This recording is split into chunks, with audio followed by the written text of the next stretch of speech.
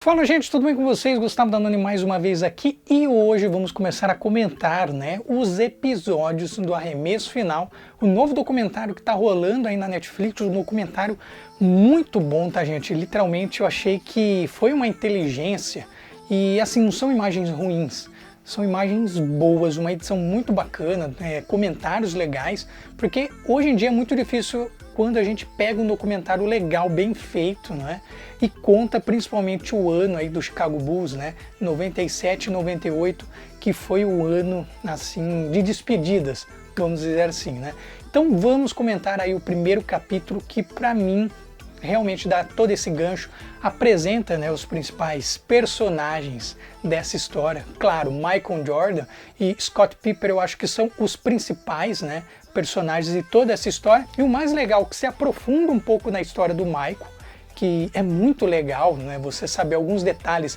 não somente da infância, mas também da sua adolescência, de como ele começou a jogar basquete, e aproveita para comentar um pouquinho do diretor, de outros jogadores que literalmente foram importantes no ano de 97 e 98, e claro, o técnico do Chicago Bulls, que no caso seria o último ano desse técnico. Então vamos começar comentando primeiramente pela questão do Michael Jordan, porque se aprofundou um pouco sim na história dele. É claro, é a grande estrela do time, vamos dizer assim, a grande estrela da NBA, um jogador que literalmente ficou marcado na história não somente do basquete, mas do esporte em geral.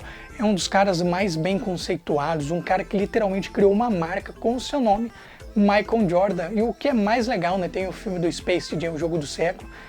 Tive que assistir para matar saudades de algumas coisas aí. E o legal que se aprofunda na questão do Michael é quando ele tem o desejo de ir jogar na Carolina do Norte. Isso que eu acho muito legal, e ele chegou assim não sendo o cara que se destacava.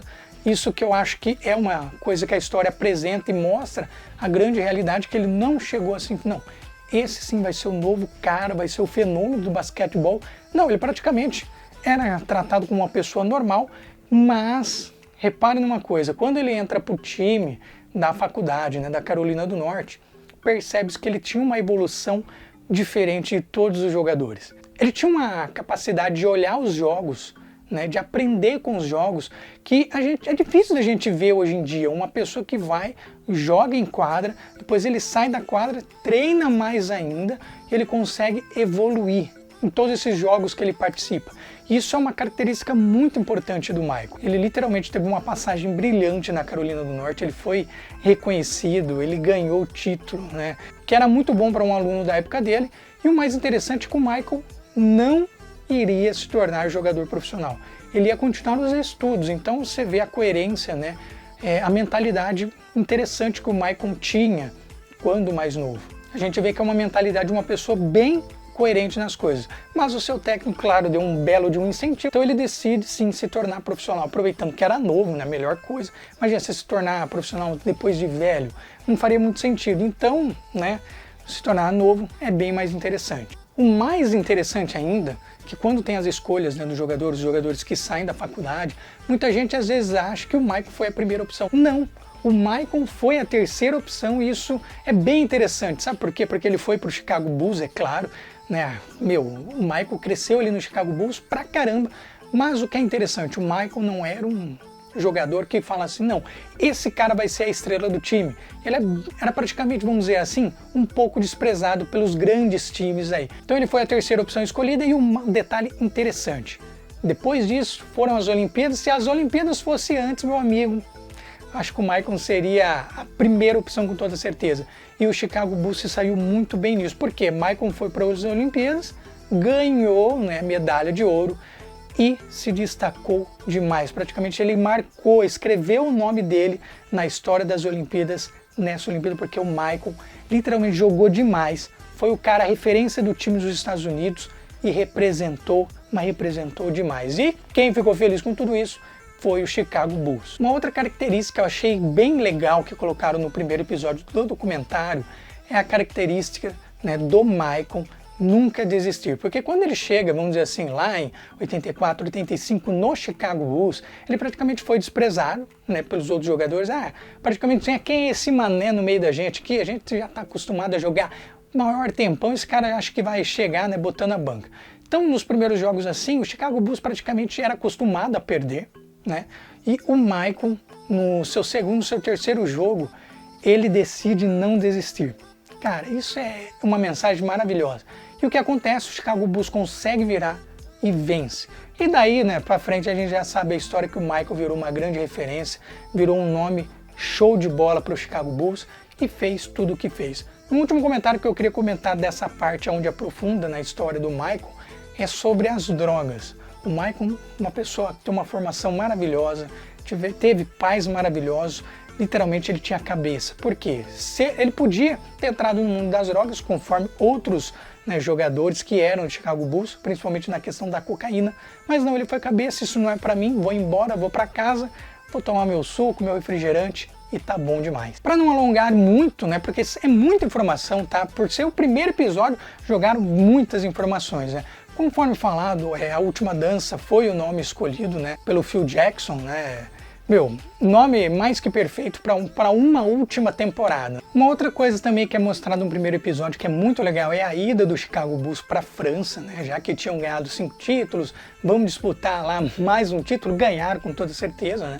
É muito bonito. E o que mostra também é o reconhecimento que o Michael Jordan tinha, né? Mundial, era um reconhecimento incomparável com os outros jogadores, portanto que o Michael era considerado, vamos dizer assim, o jogador mais famoso da época, não somente no basquetebol, mas sim em toda a questão do esporte, e também é o cara que recebia demais, né? O cara tinha um salário maravilhoso, mas tudo isso porque jogava demais, era bem reconhecido e tinha uma carisma maravilhosa, e sim, levava o time do Chicago Bulls, ele literalmente era um cara que representava uma braçadeira de capitão. E um outro ponto que é muito importante e apresentado também no primeiro episódio é a questão do Jerry Krause, né? Que, Jerry Krause ele foi muito importante, tá, para o Chicago Bulls, mas muito mesmo, principalmente para montar esse time e o pós, né, desse time que foi maravilhoso, considerado aí como os melhores times de todos os tempos na NBA, um time de basquetebol literalmente incrível, esse do Chicago Bulls.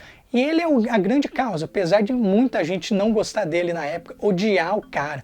O cara tinha talento e tinha taco para montar time bom e time vencedor. Tá aí um exemplo, né? Esse time, praticamente essa estrela maravilhosa que ele colocou dentro do Chicago Bulls. E um detalhe muito importante, né?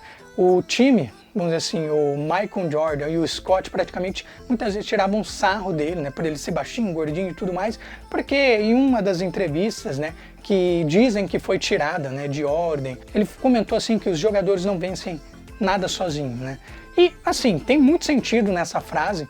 E até o Michael faz um comentário que literalmente os jogadores não vencem um jogo sozinho, né? Mas sim, diretoria, jogadores, todo o time, todo o elenco, diretor, vamos dizer assim, técnico, tudo isso forma um conjunto muito importante para que tenha um resultado muito positivo. E aí isso causou uma confusão grande mesmo, né? Principalmente em 97 a gente vê muitas imagens ali do Michael zoando, né, o Jerry. Sempre teve essa rixa entre o Jerry e o Michael. Mais uma coisa a gente tem que finalizar que é muito importante. Da mesma forma que o Michael foi importante para o Chicago Bulls, né? Ter sido a terceira escolha depois da Olimpíada e tudo mais, ter ganhado 5 títulos, vamos dizer assim, até 97, né? Porque a gente tá assistindo o documentário, então não importa se o Chicago ganha a liga de 97 e 98, então a gente vai acompanhar todo esse tempo juntos, né? Então não importa, a gente não sabe ainda, vamos dizer assim. E da mesma forma que o Michael é importante para o Chicago Bulls, o Jerry foi muito importante também. A gente tem que levar isso em consideração, e é praticamente isso que é apresentado no primeiro episódio. Cara, eu adorei. Eu sempre vou trazer o documentário usando essa camiseta do Chicago Bulls, é claro, para mostrar, né, que esse documentário, né, o Arremesso Final, é em referência ao Chicago Bulls, com uma tremenda de uma classe, e vamos ver assim os próximos episódios, porque tem muita coisa interessante para ser apresentada. Eu espero que vocês tenham gostado, deixa aí nos comentários se você já assistiu, se você vai assistir, e olha, confesso para você, vale muito a pena para quem gosta de esporte, para quem tem curiosidade sobre a NBA, sobre o Chicago Bulls e sobre o Michael Jordan e outros jogadores, né, principalmente na história de 97 e 98, esse é o documentário para você, beleza? Então eu vou ficando por aqui, lembrando, não esqueça de deixar o seu like, seu comentário, se inscrever no canal, compartilhar, ativar os sininhos das notificações, e eu vou ficando por aqui. Até a próxima, tchau!